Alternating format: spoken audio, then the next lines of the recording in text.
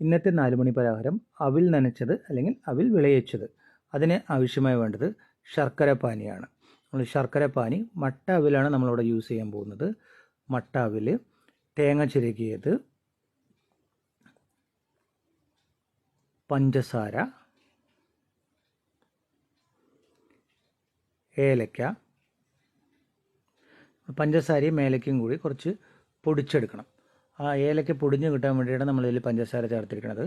പൊടിച്ചത് മാറ്റി വയ്ക്കുക. ശർക്കര പാനി നല്ലപോലെ തിളയ്ക്കണം. തിളച്ച് ശർക്കര പാനി ഉണ്ടാക്കിയെടുക്കുക. ഇതുപോലെ ശർക്കര പാനി ഉണ്ടാക്കിയെടുക്കുക.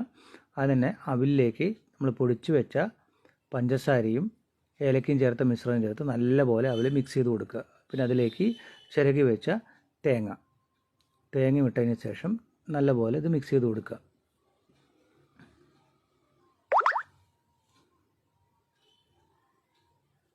നന്നായിട്ടിത് മിക്സ് ചെയ്യണം. അതിലേക്ക് നമ്മുടെ ശർക്കര പാനി ചൂടോടെ സ്ട്രെയിൻ ചെയ്ത് ചൂടാറിയ ശേഷമാണ് നമ്മൾ ആ പാവിനെ അവിലേക്ക് ഒഴിച്ചു കൊടുക്കുക. അവിലേക്ക് ഒഴിച്ചു കൊടുത്ത് നല്ലപോലെ അത് മിക്സ് ചെയ്തെടുക്കുക. മിക്സ് ചെയ്തെടുത്ത് 4 മണിക്ക് കുട്ടികൾക്കൊക്കെ കൊടുക്കാൻ പറ്റിയ വളരെ പോഷക ഗുണങ്ങളുള്ള അവിൽ വിളയിച്ചത്.